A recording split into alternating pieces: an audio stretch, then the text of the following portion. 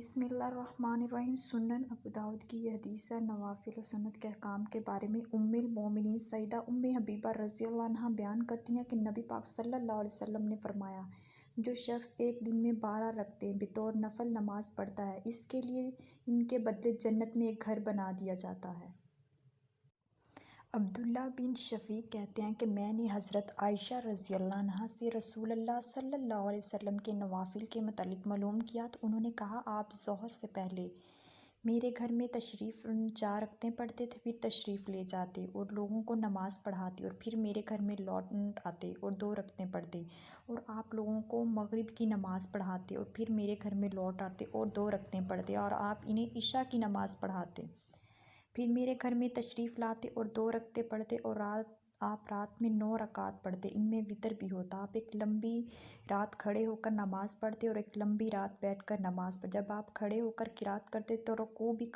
کھڑے ہو کر کرتے اور سجدہ کرتے، اور جب آپ بیٹھ کر قرات کرتے تو رکوع بھی بیٹھ کر کرتے اور سجدہ کرتے، اور جب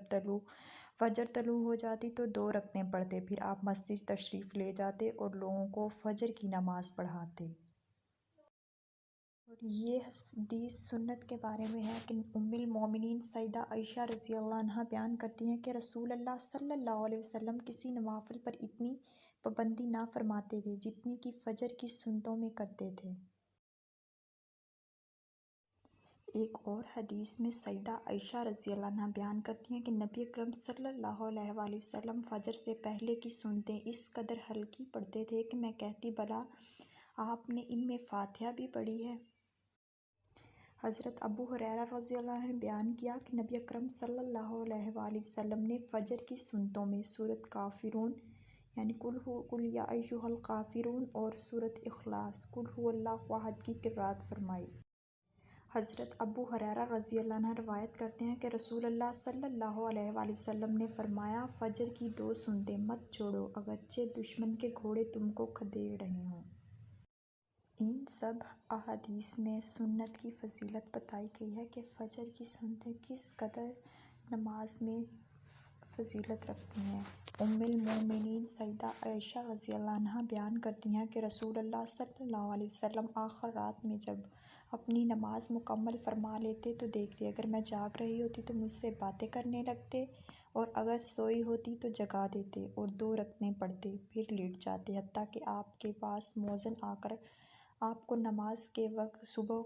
کے وقت کی اطلاع دیتا، پھر آپ ہلکی سی 2 رکعتیں پڑھتے اور پھر نماز کے لیے نکل جاتے۔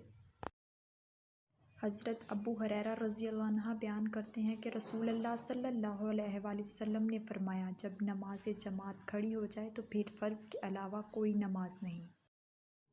سیدہ ام حبیبہ رضی اللہ عنہا زوجہ نبی کریم صلی اللہ علیہ وسلم نے کہا کہ رسول اللہ صلی اللہ علیہ وسلم نے فرمایا، جو شخص ظہر سے پہلے اور اس کے بعد 4 رکعتوں کی پابندی کرے گا وہ آگ پر حرام کر دیا جائے گا۔ امام ابو داؤد نے کہا، اس حدیث کو